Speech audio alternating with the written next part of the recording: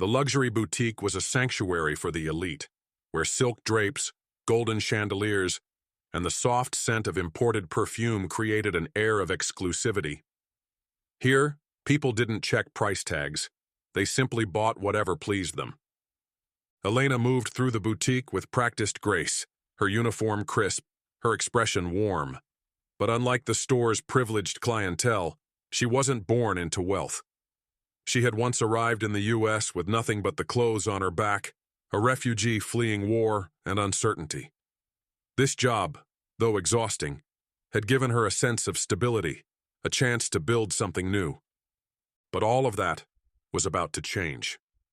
Before we dive deeper into this gripping and powerful story, let us know where you're watching from today. And if stories of heroism, justice, and unexpected acts of kindness captivate you, don't forget to subscribe to Story Dash.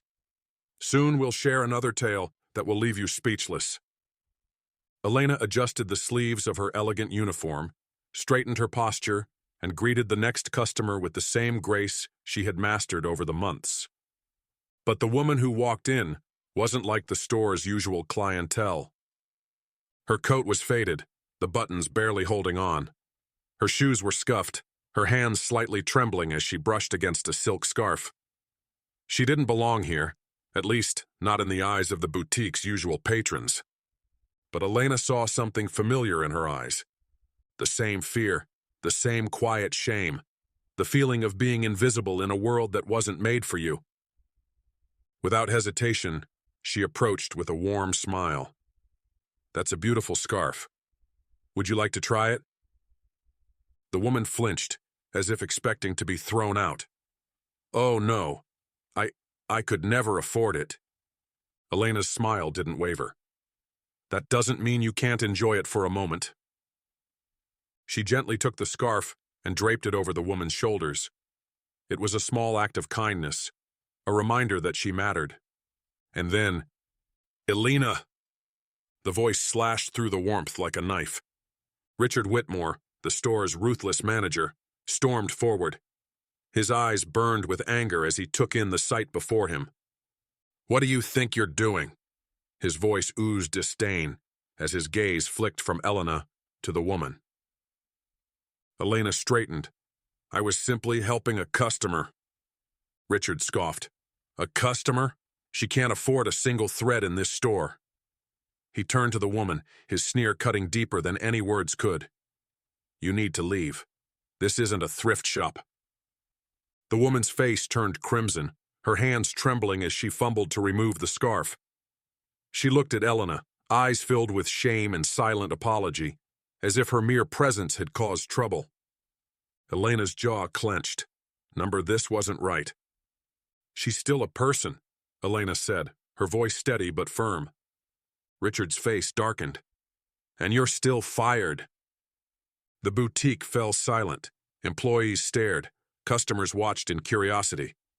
A few gasps rippled through the room, but no one spoke up. Richard smirked, pleased with himself. To him, it was done. Another problem handled. And then, a voice broke the silence. A voice so calm, so lethal, it sent a chill through the room. "You just made the biggest mistake of your life." Richard turned and paled. Jason Statham had been standing near the watch display, watching everything unfold. And now he was walking toward them. Slow, deliberate, like a storm rolling in. "You fired her for being a decent human being?" Jason's voice was low, but it carried the weight of a man who didn't tolerate injustice. Richard swallowed hard. He knew Jason Statham. And right now, he looked every bit the action hero people feared and respected.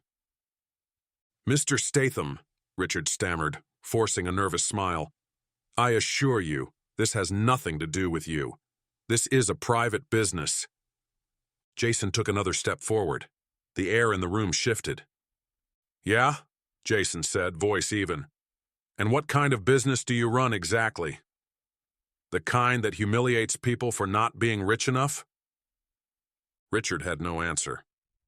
"What do you think happens next?" Jason asked, his tone ice cold. Richard's hands twitched. He knew what was coming. The store had customers, People had their phones out. This was about to go viral. Jason turned to Elena. "Are you okay?" Elena blinked as if snapping back to reality. "I think so." Jason nodded before shifting his gaze back to Richard. "You know what's funny? She's the only person in this store worth a damn, and you threw her out." Richard opened his mouth to argue, then stopped. Jason had already reached into his wallet. He pulled out a thick stack of cash and tossed it onto the counter. "That should cover whatever you think you lost by showing basic decency." The boutique was silent. No one dared move. Then Jason turned back to Elena. "Come on, let's get out of this joke of a store." By the time Elena walked out with Jason, the internet had already exploded. Sales associate fired for helping poor customer. Jason Statham takes a stand. Hollywood star defends refugee employee in shocking store incident. Luxury store faces backlash after firing kind-hearted worker. Millions watched the footage. Comments flooded in. "This is why we love Jason Statham. Money comes and goes, but kindness is forever. Elena deserves better. She's a hero." But Jason wasn't done. Days later, Jason called a press conference. The world expected a statement.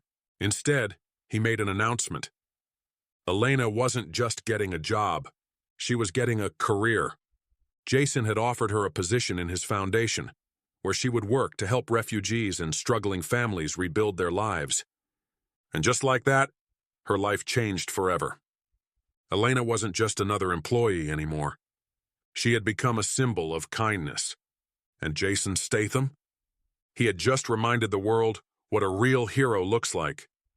Would you have done what Jason did? Let us know in the comments. And if this story moved you, don't forget to like, share, and subscribe to Story Dash for more powerful, life-changing stories. Not all heroes wear capes. Some just refuse to stay silent.